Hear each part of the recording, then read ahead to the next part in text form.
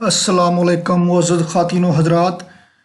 जनाब चैप्टर 19 की एक्सरसाइज के साथ आज हम आपकी खिदमत में फिर हाज़िर हैं। जैसे पहले भी हाज़िर हुआ करते हैं, तो हम पहले मरहले में शॉर्ट क्वेश्चन शुरू करने जा रहे हैं स्मार्ट सिलेबस के मुताबिक। तो जनाब शुरू करते हैं। पहला शॉर्ट क्वेश्चन देखें, स्टेटमेंट आपके सामने है स्क्रीन पे।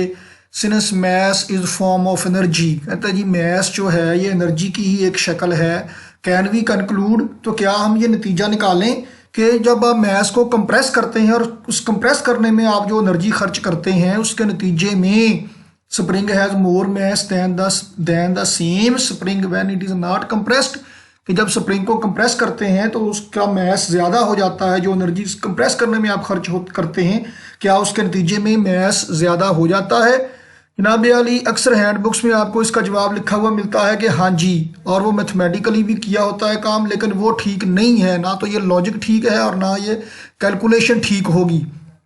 असल में सही जवाब क्या होगा जो आपके सामने लिखा हुआ है और जो मैं बोल रहा हूँ कि जब आप स्प्रिंग को कंप्रेस करते हैं तो कंप्रेस करने के लिए आप जो वर्क करते हैं या एनर्जी खर्च करते हैं वो उसकी इलास्टिक पोटेंशियल एनर्जी के तौर पे उसमें स्टोर हो जाती है। वहाँ पे आप जो एनर्जी अप्लाई करते हैं, एनर्जी खर्च करते हैं, वो उसके मैस में इजाफे की शक्ल में नहीं आती। क्यों?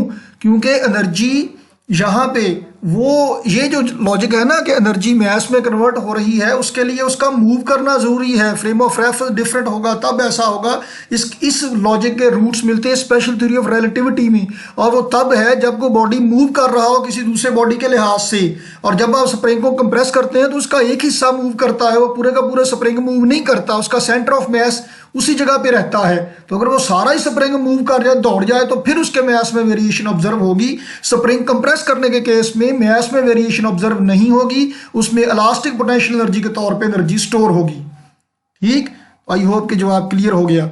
दूसरा जी, एज सॉलिड इज हीटेड, जब सॉलिड को गर्म किया जाता है और वो रोशन होता है, ग्लो होता है, तो वो सबसे पहले रेड क्यों लगता है, रेड क्यों पीर होता है?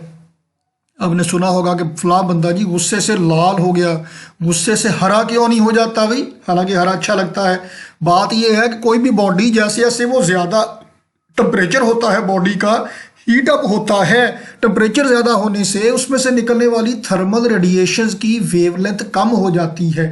तो अब ह्यूमन बॉडी नॉर्मली 98.6 फ़ारेनहाइट पे है, यानी 37 सेल्सियस पे है ऑलमोस्ट, तो यानी कि 310 केल्विन पे है। इस टेम्परेचर पे जो बॉडी आप वीन्स डिस्प्लेसमेंट लॉ से चेक कर सकते हैं, टेम्परेचर और वेवलेंथ का प्रोडक्ट ये इंफ्रारेड रीजन में वेवलेंथ बनेगी।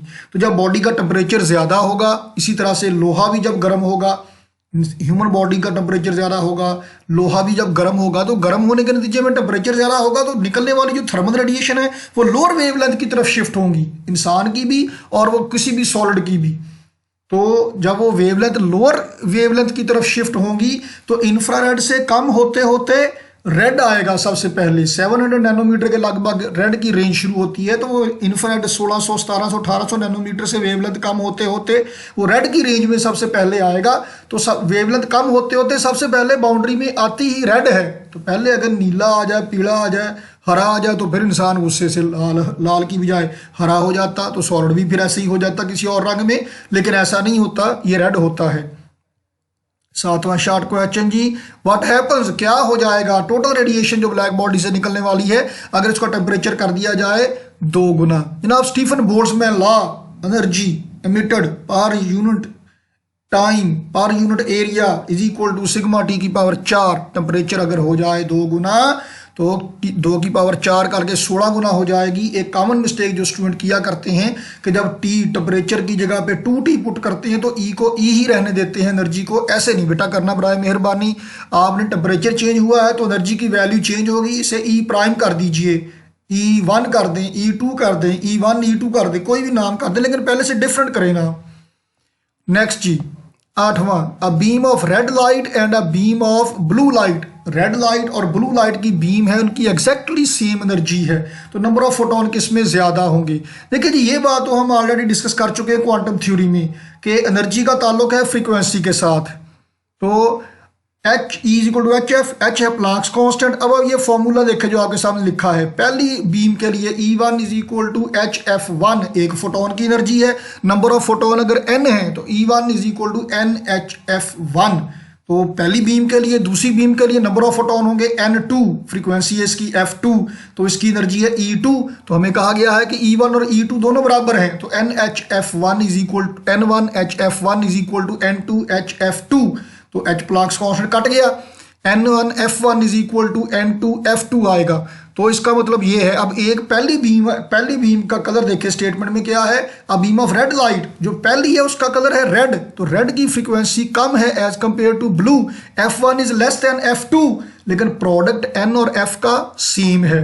तो जिसकी फ्रीक्वेंसी कम है उसके नंबर ऑफ फोटोन ज्यादा होंगे, तब जाके वो सेम एनर्जी का इंपैक्ट प्रोड्यूस करने के काबिल हो सकेगी। 9वां शॉर्ट क्वेश्चन इसके बाद है जी हमारे पास, विच फोटोन, कौन सा फोटोन है जनाब, रेड, ग्रीन या ब्लू, इनमें से किस फोटोन की एनर्जी और मोमेंटम ज्यादा है। आप E is equal to H F equal to H C over lambda, और फोटोन का momentum is equal to H over lambda.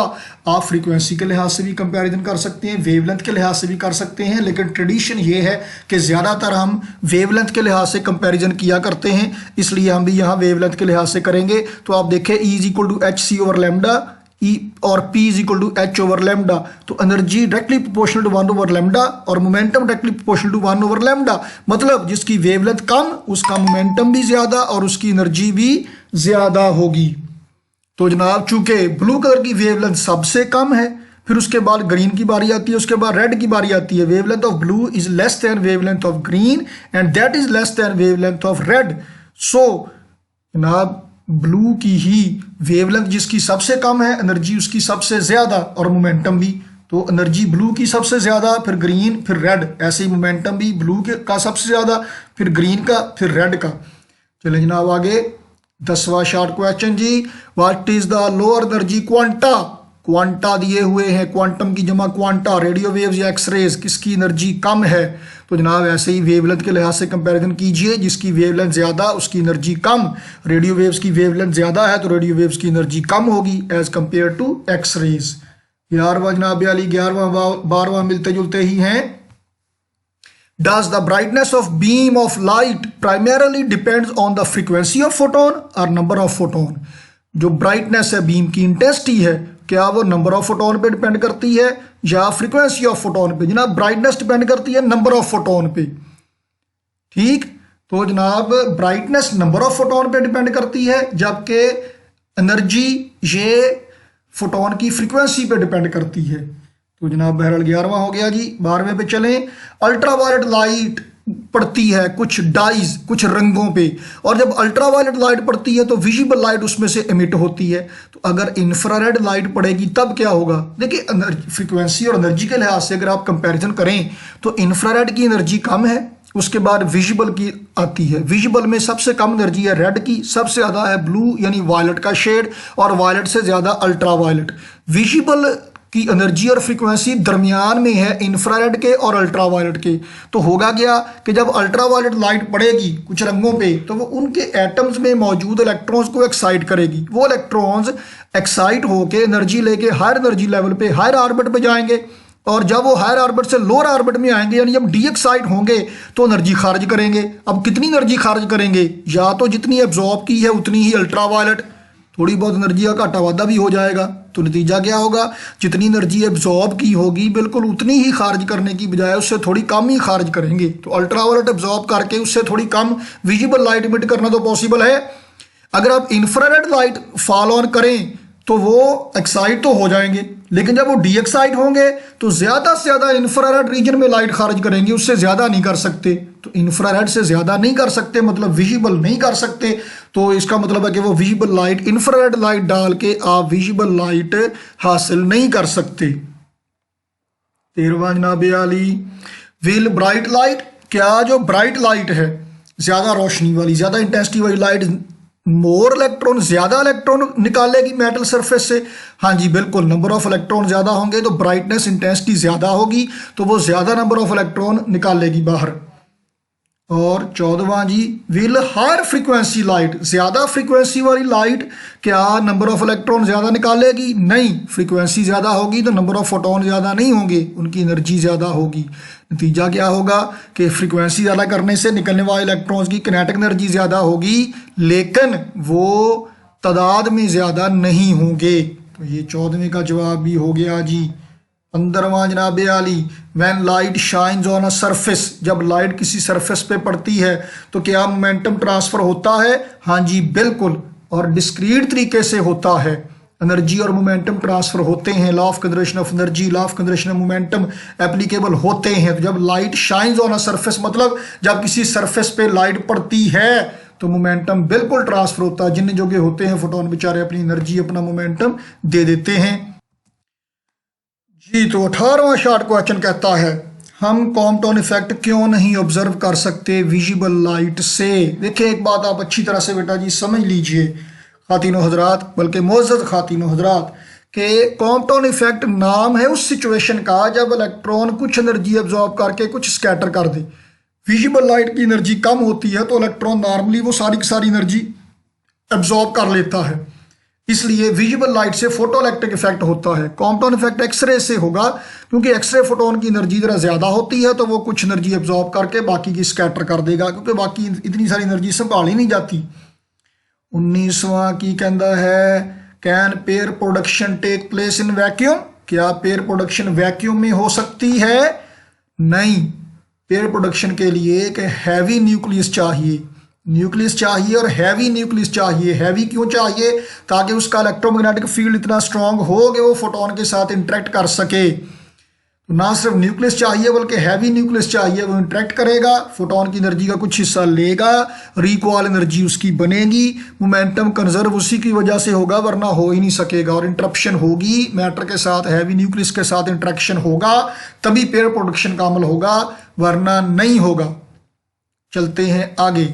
20वां, क्या ये पॉसिबल है कि सिंगल इलेक्ट्रॉन एनर्जी से हम क्रिएट करें? नो, जब भी क्रिएट होगा पार्टिकल और उसी का एंटी पार्टिकल क्रिएट होगा। अगर सिंगल पार्टिकल क्रिएट हो गया तो conservation of charge, law of conservation of charge applicable नहीं रह सकेगा, तो ऐसा होगा ही नहीं। हम नहीं करते, होना ये नेचुरली ही है, लेकिन ऐसा होगा ही नहीं। ये नहीं कि हम नहीं करेंगे, बस ऐसा हो ही नहीं सकता। जब भी क्रिएट होगा पार्टिकल एंटी पार्टिकल का पेयर क्रिएट होगा। 22वां शॉर्ट क्वेश्चन, मोअज़्ज़ज़ खातिनो हजरात, इलेक्ट्रॉन और प्रोटॉन की सेम डी ब्रॉगली वेवलेंथ है तो स्पीड किसकी ज्यादा होगी? देखिए जी, डी ब्रॉगली वेवलेंथ का फॉर्मूला है lambda is equal to h/p यानी h/mv।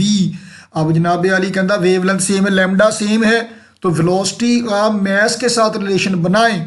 तो आप ऐसा करेंगे, वेवलेंथ को चुक के दूसरे पासे ले जाएं, वेलोसिटी को ले जाएं पहले पासे, तो velocity is equal to h/m lambda.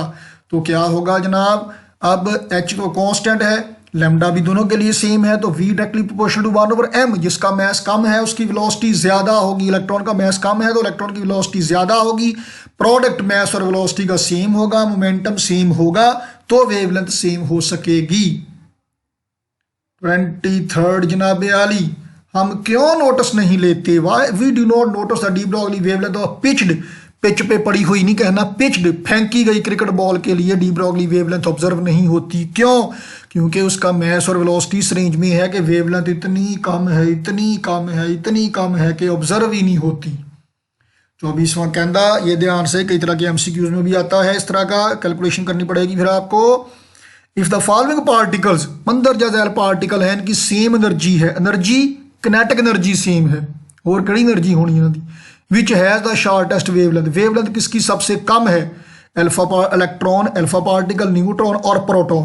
जनाब एनर्जी यानी किनेटिक एनर्जी है 1/2mv², दो दूसरे पास ले जाए, 2 × kinetic energy is equal to mv², 2m के e is equal to m² v², mv momentum बनाइए। तो डी ब्रॉगली हाइपोथेसिस वाले फॉर्मूले में lambda is equal to h/mv, इसमें जनाब mv की जगह पे 2m के e√, ये पुट कर दें जी। अब आप देखें किनेटिक एनर्जी सेम है सबकी, h प्लस कांस्टेंट है, तो lambda directly proportional to 1/m√, जिसका मैस सबसे कम है उसकी वेवलेंथ सबसे ज्यादा, जिसका मैस सबसे ज्यादा है उसकी वेवलेंथ सबसे कम। तो देखिए इनमें सबसे ज्यादा मैस किसका है? अल्फा पार्टिकल का, तो अल्फा पार्टिकल की वेवलेंथ सबसे कम होगी। चलते हैं अगले सवाल पे। 25वां जी, कब लाइट बिहेव करती है वेव के तौर पे? तमाम एक्सपेरिमेंट्स जिनमें प्रोपेगेशन इन्वॉल्व है, इंटरफेरेंस, डिफ्रैक्शन, पोलराइजेशन, उनमें ये वेव की तरह बिहेव करेगी। और कब ये बिहेव करती है पार्टिकल की तरह? वो तमाम एक्सपेरिमेंट्स, वो तमाम सिचुएशंस जिनमें इंट्रैक्शन ऑफ एनर्जीज अवेल होती हैं, इन्वॉल्व होती हैं, उनमें ये पार्टिकल के तौर पे बिहेव करेंगी। मसलन जी photoelectric effect, Compton effect and pair production में। 26वां, ये हम ऑलरेडी भी डिस्कस कर चुके हैं टॉपिक में, वीडियो में। तो व्हाट एडवांटेजेस, एक इलेक्ट्रॉन माइक्रोस्कोप का क्या एडवांटेज होगा ऑप्टिकल माइक्रोस्कोप पे? जनाब अली, एक तो ये है कि इलेक्ट्रॉन माइक्रोस्कोप में चूंकि पार्टिकल की वेव नेचर इस्तेमाल में लाई जाती है, तो इसलिए जनाब जो इलेक्ट्रॉन है उसकी वेवलेंथ बहुत कम है एज कंपेयर टू जो इलेक्ट्रोमैग्नेटिक रेडिएशन है। तो वेवलेंथ कम है, तो इसका मतलब ये है कि रिजॉल्विंग पावर, ऑप्टिकल रेजोल्यूशन बहुत बेहतर होगी, चीज़ें साफ और क्लियर नजर आएंगी। और the energy of electron is sufficiently large that they can penetrate through the thicker part of matter. वो ना जो टेम है, ट्रांसमिशन इलेक्ट्रॉन माइक्रोस्कोप है, उसमें आप इनर पार्ट, इंटरनल पोर्शन भी आप सरफेस मॉर्फोलॉजी के साथ साथ आप इंटरनल स्ट्रक्चर भी मटेरियल का ऑब्जर्व कर सकते हैं। ऑप्टिकल माइक्रोस्कोप के साथ ये पॉसिबल नहीं है। तो जनाब आली, एक तो रेजोल्यूशन बेहतर होगी और दूसरा इंटरनल स्ट्रक्चर भी आप मालूम कर सकते हैं इसकी मदद से। तो जनाब आली, यहाँ पे शॉर्ट क्वेश्चन इख्तिताम पजीर हुए। तो जनाब मेरा ख्याल है कि आज के लिए इतना काफ़ी है, बाकी हम डिस्कस करेंगे अगली वीडियो में। न्यूमेरिकल्स के साथ आपकी खिदमत में हाजिर होंगे। तो आज के लिए इजाज़त दीजिएगा जी। अल्लाह हाफिज़।